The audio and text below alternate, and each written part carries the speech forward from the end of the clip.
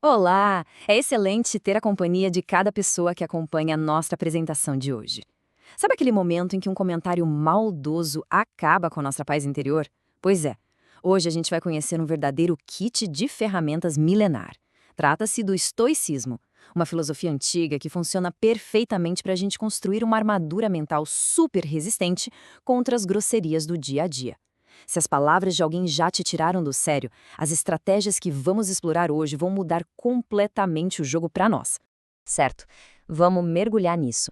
O nosso roteiro prático passa por 5 pontos principais. Primeiro, o problema das palavras. Segundo, o espaço de escolha.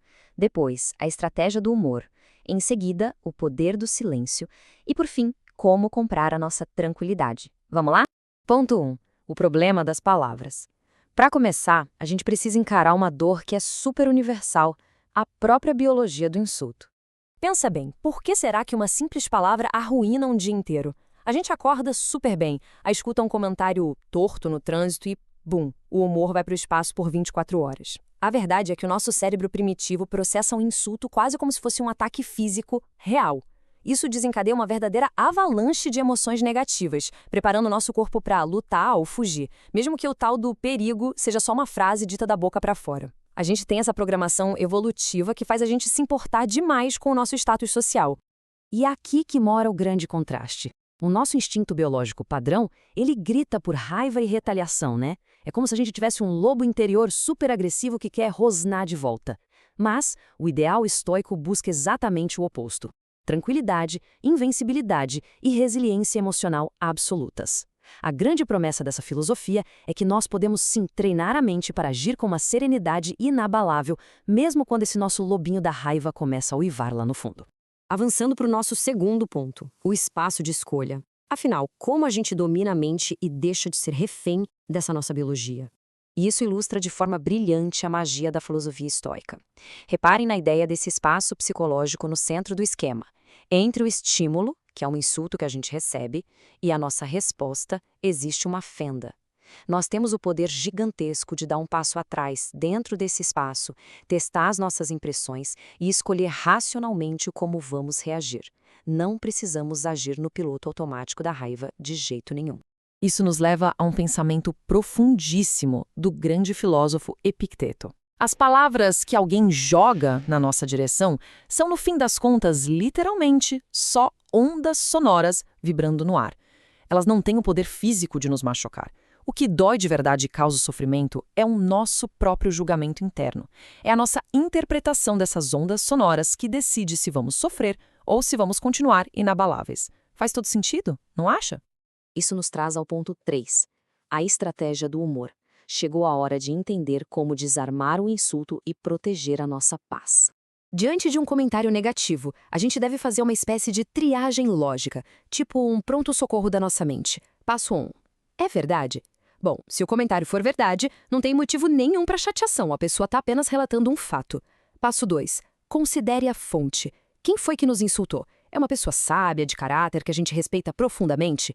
Se não for, se for alguém com valores todos deturpados, por que a opinião dessa pessoa importaria para nós? E, a partir daí, o terceiro passo é simplesmente escolher a resposta adequada. E uma das respostas mais geniais que a gente pode escolher é usar o humor. Tem uma história fantástica do Catão, o jovem aqui. Uma vez, no meio de uma discussão acalorada, o adversário cuspiu bem no rosto dele. Imagina a cena. Em vez de explodir de raiva ou ir para cima do sujeito, o Catão simplesmente limpou o rosto e usou um humor autodepreciativo brutal e muito sarcástico. Ele riu e disse que as pessoas estavam erradas em dizer que o cara não sabia usar a boca. Sério, o humor rouba todo e qualquer poder de quem tenta nos ofender. É virar o jogo de um jeito super elegante. Outra analogia histórica maravilhosa é a do cão latindo. O filósofo Sêneca sugere que a gente veja a pessoa que insulta como uma criança grande. Pensa bem, levar para o lado pessoal o comentário grosseiro de um estranho é tão absurdo quanto ficar ofendido de verdade porque um cachorro latiu para nós na rua. Quando a gente aplica essa perspectiva mental e imagina a ofensa como um simples latido, a ameaça encolhe na hora, vira algo minúsculo e inofensivo. Vamos para o quarto ponto, o poder do silêncio. Essa estratégia nos oferece uma proteção psicológica simplesmente colossal. A nossa segunda tática não precisa de tiradas rápidas de humor. Ela foca no uso deliberado da quietude.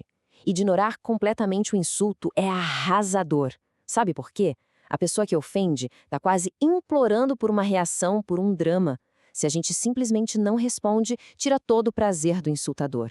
Nós deixamos a palavra passar direto, sem resistência, como se não houvesse alvo ali. Isso causa um baita desconforto em quem ofendeu e, de quebra, demonstra nossa total e absoluta indiferença. Então, o ponto crucial aqui é entender que escolher o silêncio não é, de jeito nenhum, fugir da luta ou sinal de fraqueza.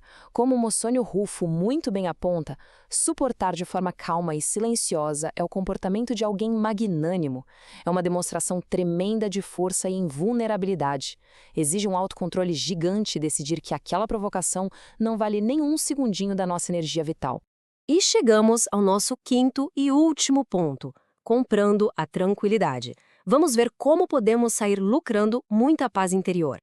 Agora, o que é realmente interessante nessa ideia do Epicteto é a genialidade de tratar a paz mental quase como uma transação financeira diária. Quando a gente topa com aqueles pequenos aborrecimentos, sabe, tipo um colega inconveniente, alguém te dando uma fechada no trânsito, podemos repensar toda a situação. Em vez de explodir, a gente pensa: tranquilo, nós aceitamos pagar essa taxa, engolimos esse pequeno sapo, e, em troca, a gente mantém a nossa paz. Nós literalmente compramos a nossa própria calma no exato momento em que abrimos mão de reagir com irritação. Então, fica aqui o nosso grande desafio prático. Da próxima vez que o estresse cruzar o caminho da gente, como nós vamos aplicar essa metáfora financeira? Nós vamos gastar energia valiosa com raiva ou vamos usar esse momento para comprar a nossa tranquilidade? Afinal, nós não somos vítimas passivas do ambiente. Somos praticantes de uma verdadeira arte marcial da mente. A grande pergunta é: teremos a lucidez de pagar com um pouquinho de paciência para poder lucrar uma paz imensa? Para a gente concluir a nossa análise de hoje, vamos levar essa reflexão conosco. Quem é que é verdadeiramente invencível? É a pessoa que não pode ser perturbada por absolutamente nada que esteja fora da sua própria escolha racional. A verdadeira invencibilidade não é física, é puramente um estado de espírito. Armados com essas ferramentas, o espaço de escolha, a estratégia do humor, a força do silêncio e o hábito de comprar a paz interior, nós temos tudo o que é preciso para viver com muita resiliência e muita calma. A nossa paz tem um preço. Estamos dispostos a pagar por ela? Muito obrigado pela companhia excelente de todos durante a apresentação. Um abraço e até a próxima!